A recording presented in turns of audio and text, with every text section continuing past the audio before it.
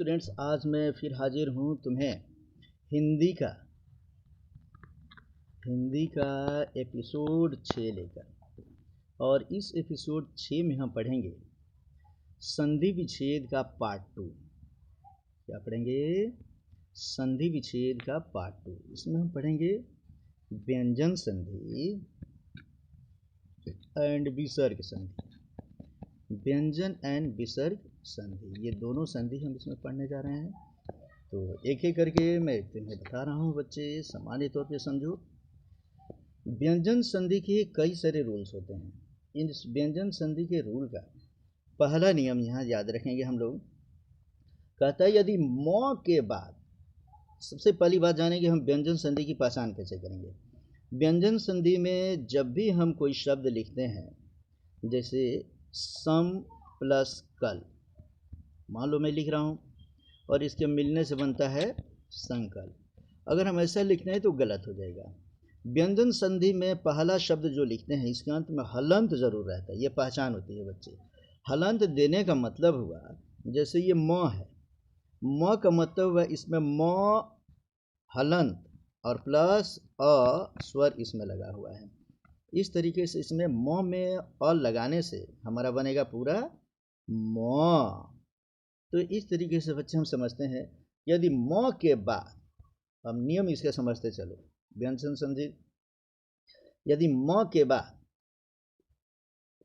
कह रहा है कि क से म तक कोई व्यंजन आए तो म उसी वर्ग के 5वें वर्ण में बदल जाता है।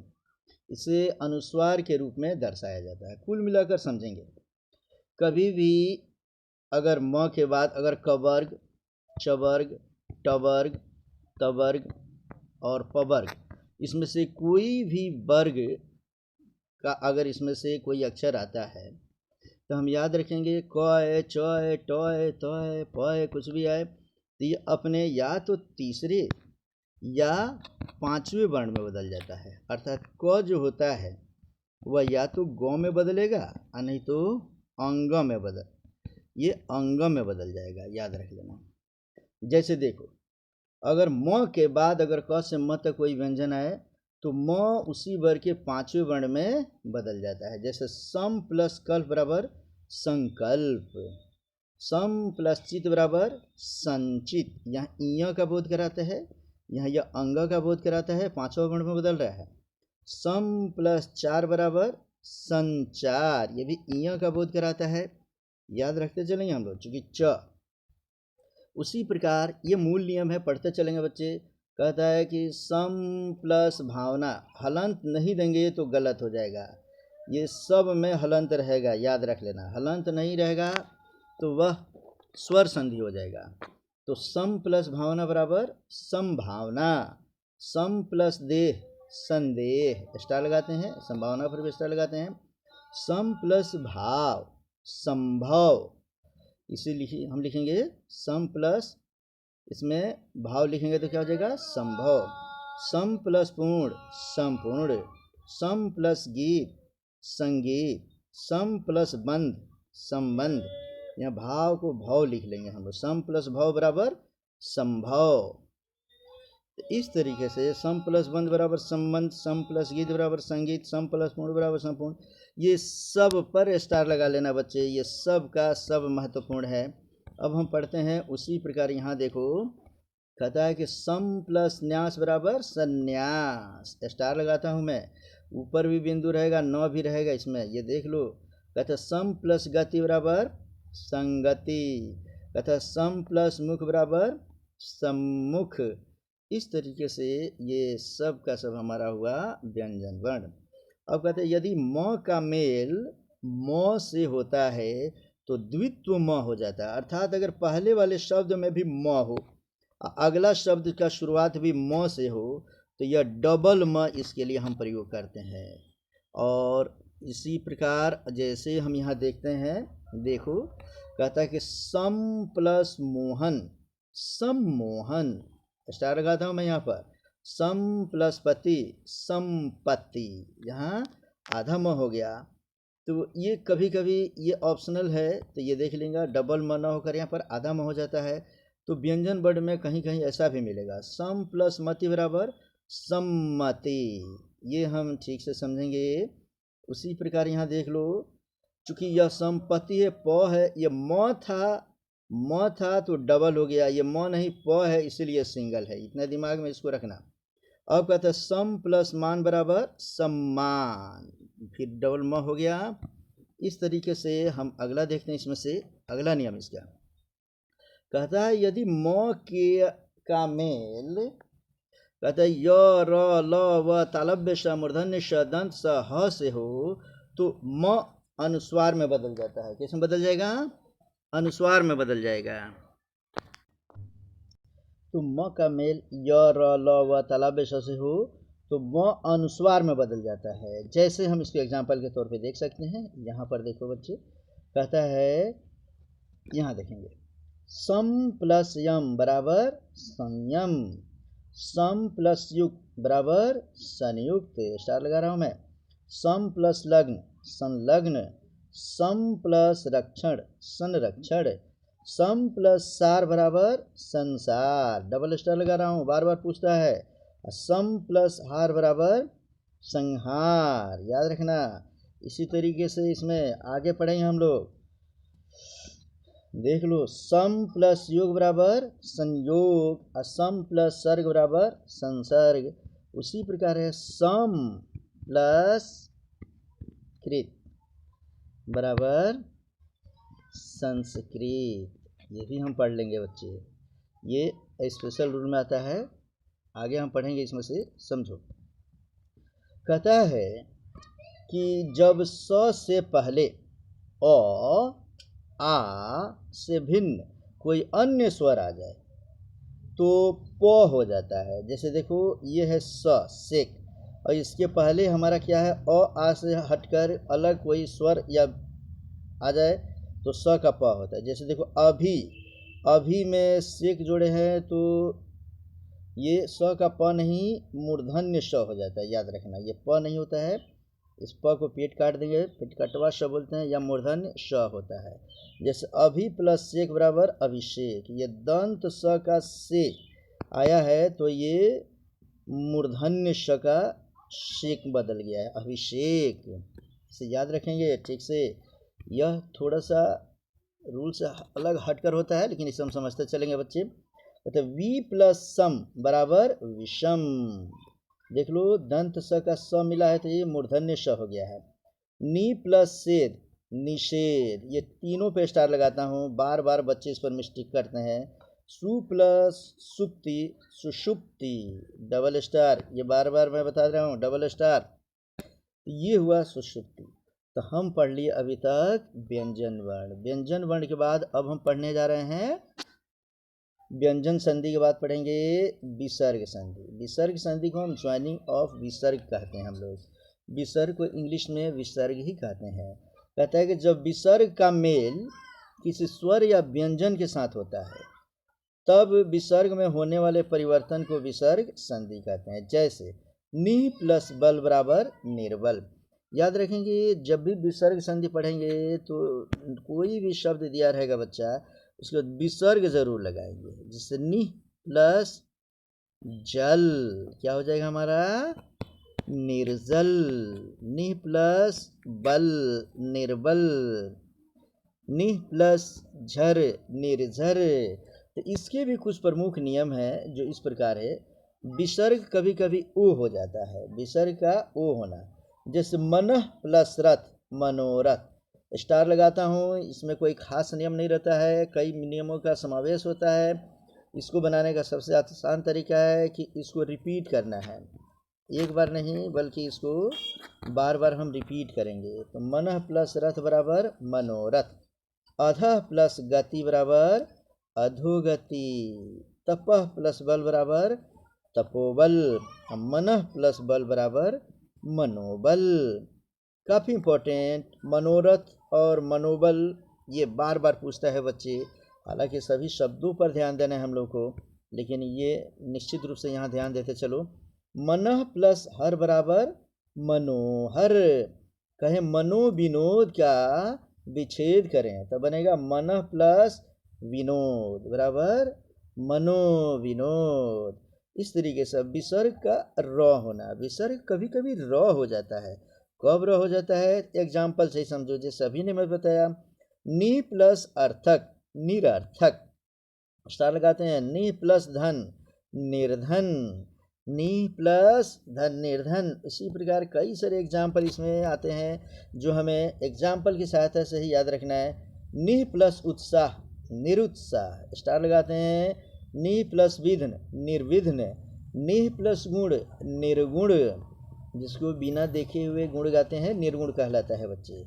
दु प्लस जन दुर्जन, मतलब जहाँ जन नहीं हो, कमी हो लोगों का, उसे दुर्जन क्षेत्र कहते हैं। दु प्लस गम दुर्गम, वह रास्ता जहाँ जाने में काफ़ी कठिनाई हो उसे हम दुर्गम बोलते हैं। इस पर भी स्टार और इस पर भी स्टार लगाते हैं बच्चे। दु प्लस भाग्य बराबर दुर्भाग्य, डबल स्टार नहीं ट्रिपल स्टार लगा देता हूँ बच्चे। जिस पर स्टार लग जाता है वो पूरा का पूरा याद कर लेना है बच्चे। कभी कभी विसर्ग के बदले तालव्य श भी होता है, तो कब कब तालव्य श होता है इसको हम देखते हैं। इसमें हम पढ़ेंगे, कहता है निह प्लस चल बराबर निश्चल, दुह प्लस चरित्र बराबर दुष्चरित्र। स्टार लगाता हूँ मैं, बार बार पूछता है दुह प्लस चक्र बराबर दुष्चक्र। तो ये शब्द जो मैं बता रहा हूँ इसको याद रख लेना। निह प्लस चय, चयम नहीं बल्कि चय, निश्चय, डबल नहीं ट्रिपल स्टार लगा रहा हूँ, बार बार ये परीक्षा में पूछता है। और दुह प्लस शासन बराबर दुशासन, दुशासन लिखने का तरीका ठीक से समझ लेंगे, डबल तालव्य श इसमें होता है, इसे याद रख लेंगे हम। इस तरीके से थोड़ा सा और बचा हुआ है, इसको भी पढ़ लेते हैं। दु प्लस मन बराबर दुश्मन, ये भी स्टार लगा लो बच्चे। दु प्लस मन बराबर दुश्मन। अब विसर्ग का कभी कभी प भी हो जाता है। अगर विसर्ग की बात कुछ ऐसे होते हैं, ये एग्जाम्पल से ही तैयार करना है बच्चे, खास नियम नहीं होते इसमें। निह प्लस कपट बराबर निष्कपट, निह प्लस कपट बराबर निष्कपट, निह प्लस फल बराबर निष्फल, निह प्लस काम बराबर निष्काम, और दु प्लस प्रवृत्ति बराबर दुष्प्रवृत्ति। ये इसमें से निष्फल स्टार लगाता हूँ मैं, और निष्काम ये हम स्टार लगा देते हैं। दुष्प्रवृत्ति भी देख लेंगे बच्चे। इस तरीके से हम देख रहे हैं कि हमारा कई विसर्ग संधि समाप्त होते जा रहा है बच्चे। विसर्ग संधियों में से हम यहाँ देखेंगे, निह प्लस पक्ष निष्पक्ष ट्रिपल स्टार, कई बार पूछा परीक्षा में। दु प्लस कर्म बराबर दुष्कर्म, डबल स्टार। अब हम पढ़ते हैं कि कभी कभी विसर्ग का सु भी हो जाता है, सु नहीं बल्कि स, सु न लिखकर हम क्या लिखेंगे? स लिखेंगे। तो इस तरीके से इसमें हम दंत स आधा होता है, ये याद रखेंगे हम लोग, हलंत होता है तो इसे समझो। कहता है इसमें से कि निह प्लस तेज निस्तेज, इसे ये स्टार लगा दिया। मन प्लस ताप मनस्ताप, निह प्लस संतान निसंतान, डबल स्टार लगा दिया, इस पर ट्रिपल लगा दिया। नमः प्लस ते नमस्ते, ये भी ट्रिपल स्टार।